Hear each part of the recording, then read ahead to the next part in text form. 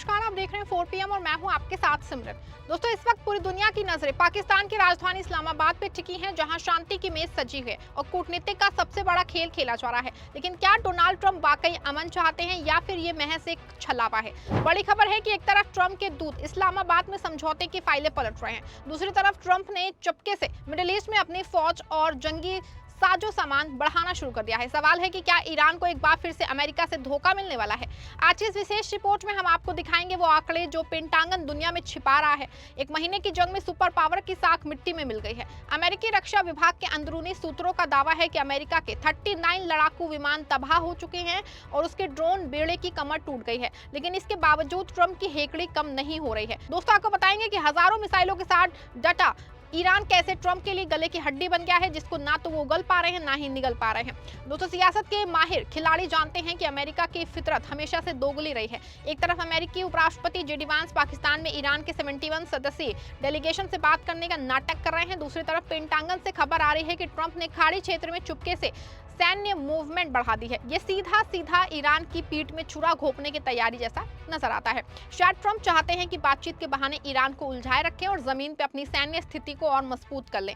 Wall street journal की report के मुताबिक अमेरिका ने पहले ही घातक लड़ाकू विमान और अटैक एयरक्राफ्ट इस क्षेत्र में तैनात कर दिए हैं। इसके अलावा 82वीं एयरबोर्न डिवीजन के 1500 से 2000 अतिरिक्त सैनिकों को भी भेजा जा रहा है। कुल मिला के अब इस क्षेत्र में अमेरिकी सैनिकों की संख्या 50,000 के पार पहुंच चुकी है। सिर्फ जमीन ही नहीं, समुद्र में भी हलचल तेज है।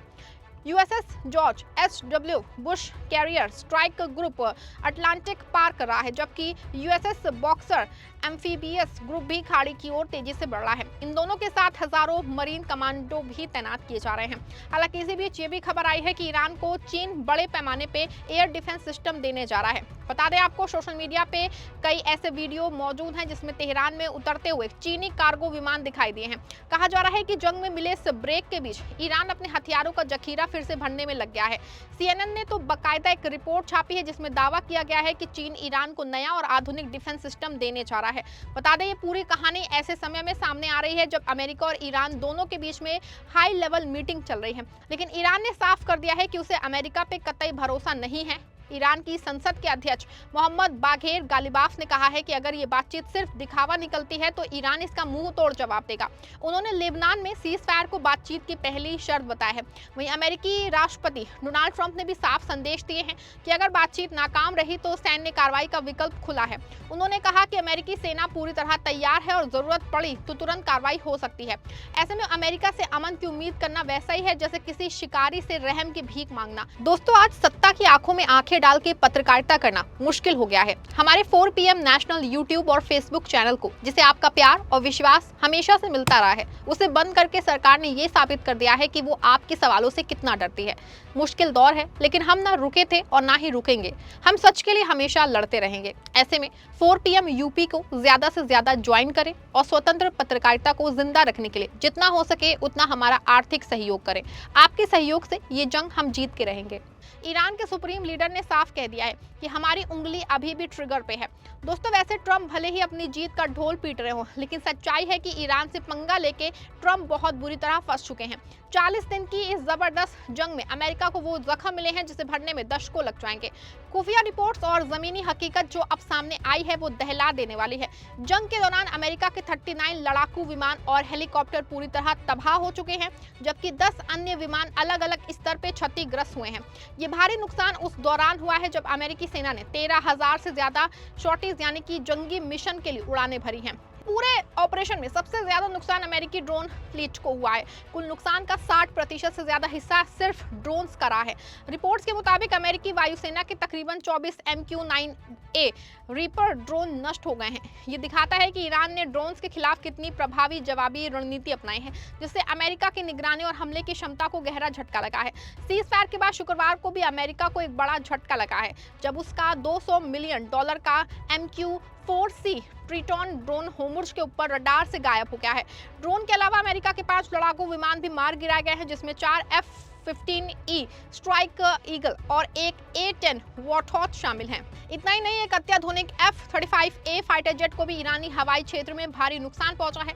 हालांकि पायलट सुरक्षित इमरजेंसी लैंडिंग कराने में सफल रहा। पेंटागन के अंदर इस वक्त सन्नाटा पसरा है क्योंकि करोड़ों डॉलर की मशीनें कबाड़ हो चुकी हैं। ट्रंप अपनी आवाम को ये नहीं बता रहे हैं कि इस बेनतीजा जंग की कीमत अमेरिकी सैनिकों की लाशों और अरबों डॉलर के नुकसान से चुकाई जा रही है।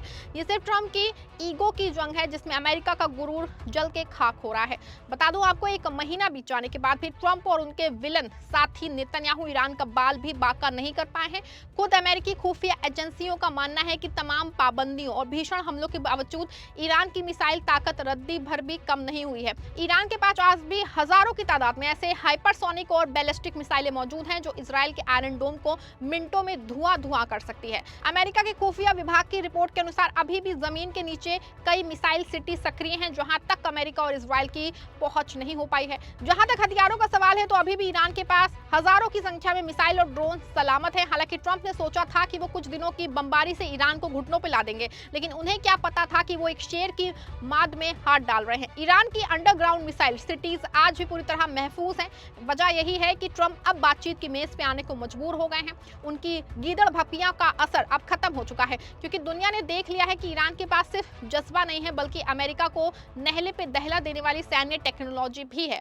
इस पूरी आग में घी डालने का काम बेंजामिन नेतन्याहू कर रहे हैं। नेतन्याहू बखूबी जानते हैं कि अगर आज शांति हो गई तो कल उनकी कुर्सी चली जाएगी और उन्हें भ्रष्टाचार के मुकदमों में जेल की सलाखों के पीछे होना होगा। इसीलिए वो ट्रंप पे जो है लगातार दबाव बना रहे हैं, वो ईरान को कोई बड़ी रियायत ना दें और हमले जारी रखें। हालांकि ट्रंप एक तरफ दुनिया को दिखाना चाहते हैं कि वो ग्रेट डीलर मेकर हैं और दूसरी तरफ वो इजराइल को खूनी लांबी को नाराज नहीं करना चाहते हैं। इसी दोगलेपन की जो वजह है ना, उसमें लेबनान में आज भी मासूमों का बारूद पे वो उस पर बरस रहे हैं। ट्रंप की विदेश नीति इस वक्त आईसीयू में है जहां हर कदम पे उन्हें कूटनीतिक शिकस्त का मुंह देखना पड़ रहा है। इस्लामाबाद में हो रही बातचीत के बीच एक अजीब सा तनाव है। ईरान ने साफ कर दिया है कि वो सिर्फ अमेरिका के शब्जबाग यानी कि खोखले वादों पे नहीं बल्कि अमल पे यकीन करेगा। अगर ट्रंप एक तरफ फौज बढ़ाएंगे और दूसरी तरफ सुलह की बात करेंगे तो ईरान मेज छोड़ के उठने में रत्ती भर भी देर नहीं लगाएगा। ईरान की 71 सदस्यीय टीम यहाँ महज कागज साइन करने नहीं आई है, वो दुनिया को ये बताने आई है कि अब धौस की कूटनीति का दौर हमेशा के लिए खत्म हो चुका है। अगर अमेरिका ने फिर से धोखा देने की जरा सी भी कोशिश की तो होर्मुज़ की लहरें और ईरान की मिसाइलें वो कहर बर पाएंगी जिसे संभालना व्हाइट हाउस के बस की बात नहीं होगी। साफ है दोस्तों कि ट्रंप की धौंस और नेतन्याहू की जिद अब हार रही है। अमेरिका का भारी सैन्य नुकसान और ईरान की अडिग ताकत ने जंग के पूरे समीकरण बदल दिए हैं। ट्रंप को अब चुनना होगा कि या तो वो ईमानदारी से सुलह करे या अपनी बची कुची साख बचाए या फिर अमेरिकी फौज की मुकम्मल बर्बादी के लिए तैयार रहे। दोस्तों आप क्या सोचते हैं कि आपको क्या लगता है कि अमेरिका का एक बार फिर से ईरान को वो धोखा देगा? क्या ट्रंप को बातचीत से अलग हटके नए सिरे से युद्ध की तैयारी करनी चाहिए? जो भी सोचते हैं आप अपनी राय दीजिएगा कमेंट बॉक्स में। वीडियो को लाइक और शेयर जरूर करिएगा ताकि यह हकीकत हर किसी तक पहुंचे। ईरान से जुड़ी लेटेस्ट अपडेट के लिए देखते रहें 4 PM।